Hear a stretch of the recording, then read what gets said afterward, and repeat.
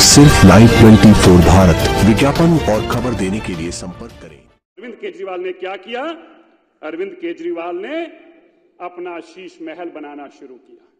जब लोग दिल्ली के सांसों के लिए तड़प रहे थे, जब लोग दिल्ली के शमशान घाट के बाहर अपने बच्चों का, अपने परिवार का अंतिम संस्कार करने के लिए रो रहे थे, तब अरविंद केजरीवाल अपना शीश महल बना रहे थे।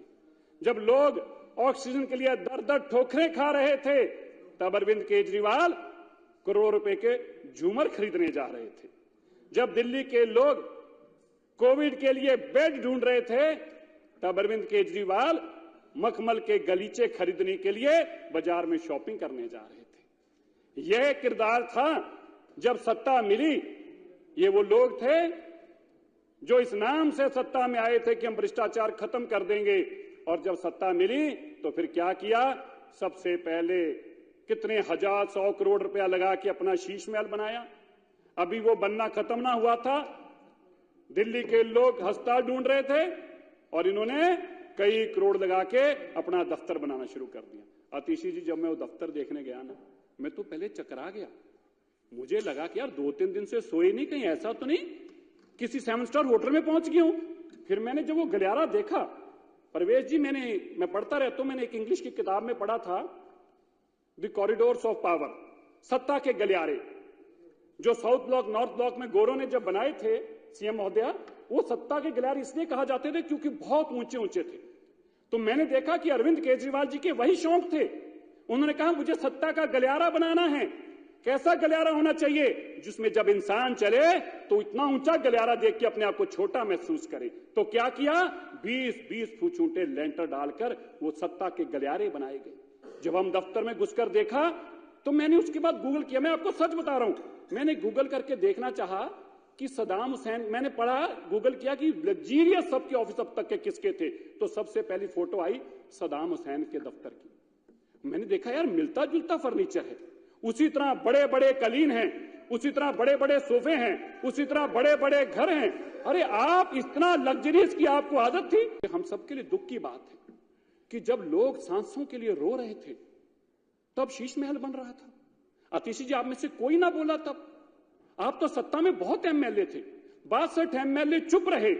आपके इलाकों के लोगों की भी या शमशान पे लाइनें लगी हुई थी, और तब बिल पास हो रहे थे। शीश महल के बिलों को पास किया जा रहा था, शीश महल के लिए झूमर खरीदे जा रहे थे, शीश महल के लिए कालीन खरीदे जा रहे थे। अरे अध्यक्ष जी, मैं तो ये पढ़कर हैरान हुआ हूं शीश महल का इतिहास। जब लोग अपने मां बाप, अपने परिवार का संस्कार करने के लिए लाइन में लगे खड़े थे, आपको पता तब केजरीवाल जी क्या कर रहे थे? 80-60 लाख रुपए की जकूजी लगा के गर्म पानी की, उसमें काला चश्मा लगा के ताकि ये गिन वो देख ना पाए, उसके अंदर अरमान फरमा रहे थे। ये काम करने के लिए लोगों ने आपको सत्ता में लेके आए थे। तो दुख इस बात का है जो केंद्र ने आपको पैसा दिया, आप तो नालायक थे ही, आप नालायक थे ही।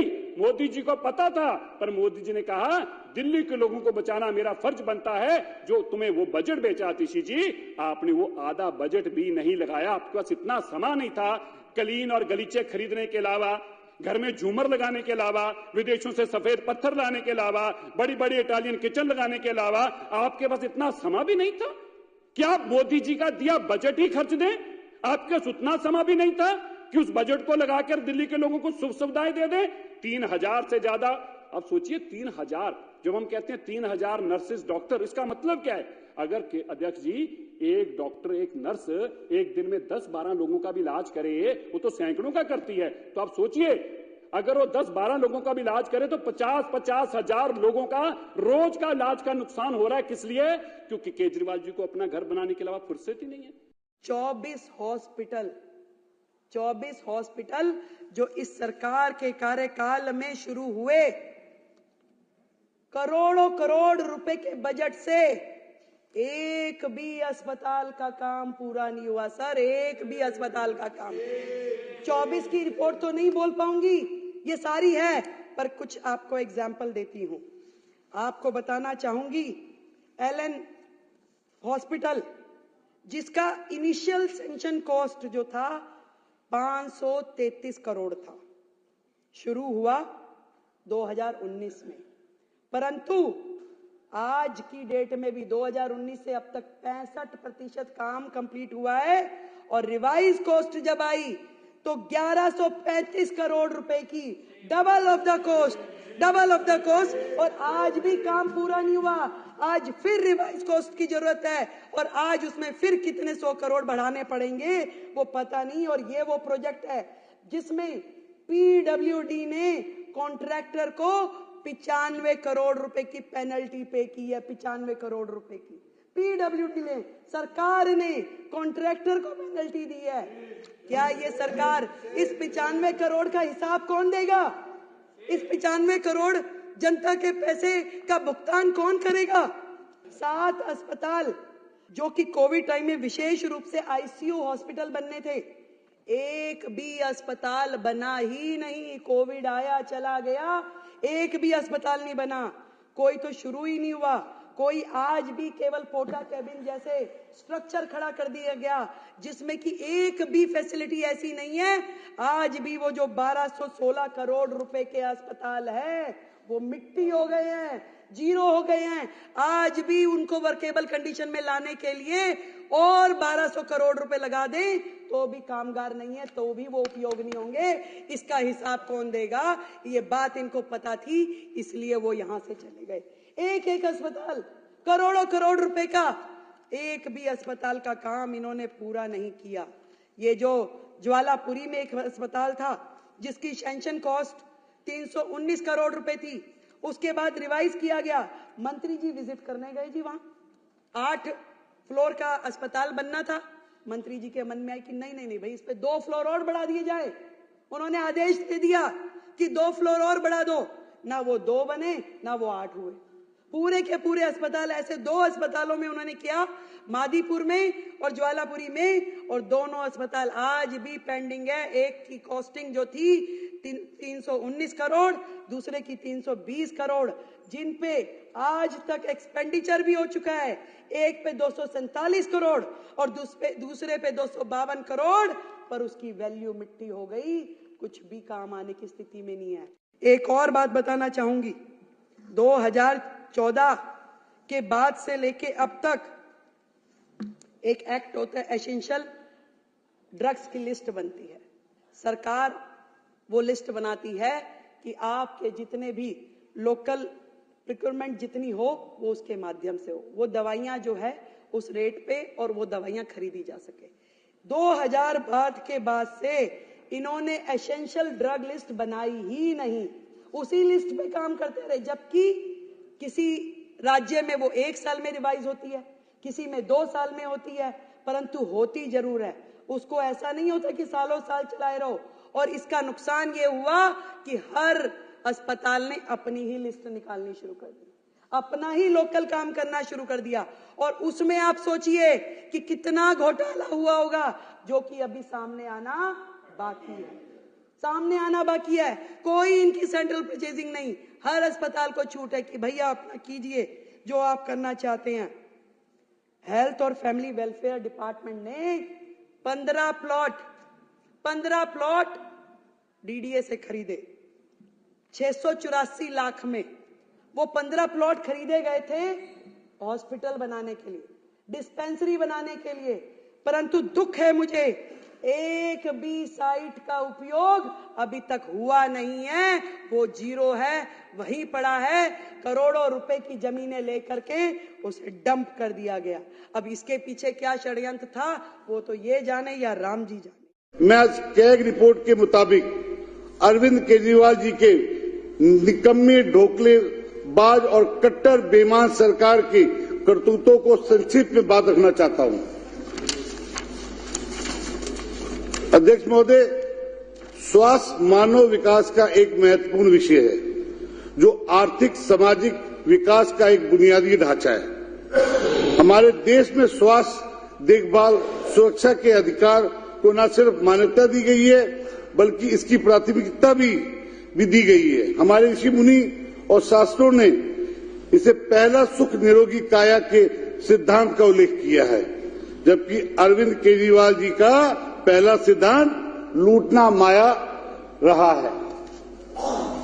अध्यक्ष महोदय, स्वास्थ्य नीति के लक्ष्यों की प्राप्ति के लिए पर्याप्त मानव संसाधन महत्वपूर्ण होता है, परंतु कैग रिपोर्ट पेज नंबर 14 के अनुसार दिल्ली सरकार की उदासीन रवैये के चलते स्वास्थ्य एवं परिवार कल्याण विभाग में 21% कर्मचारी की कमी रही, जिसमें सीनियर स्पेशलिस्ट, डीडीएमओ,